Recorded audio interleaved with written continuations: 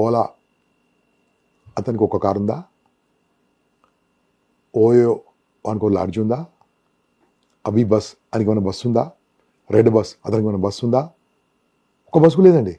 Created with mind. Mind వాడుకుంటే money వస్తుంది. నీ మైండ్ వాడుకోకుంటే మైండ్ నుండి మైండ్ వాడుకుంటాడు.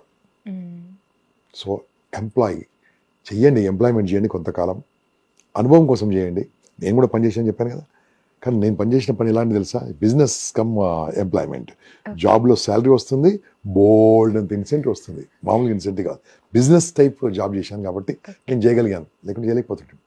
మామూలు డబ్బు సంపాదించలేదమ్మా. ఈరోజు ఇంత హ్యాపీగా అంటే ఓన్లీ బికాస్ ఆఫ్ బిజినెస్. ఆ ఎంప్లాయ్మెంట్ నా శాలరీ నథింగ్, వాళ్ళు ఇచ్చిన శాలరీ నథింగ్, కానీ నాకు వచ్చిన ఇన్సెంటివ్స్తోని ఇంత హ్యాపీగా ఉన్నాను. ఇన్ని ల్యాండ్స్ ఇన్ని కొనుక్కున్నాను, ఇంత హ్యాపీగా ఉన్నాను. కారణం ఏంది? బిజినెస్. బిజినెస్ చేసినోడే ప్రపంచానికి 10 మందికి అన్నం పెడతాడు. ఉద్యోగం చేస్తే తింటాడు.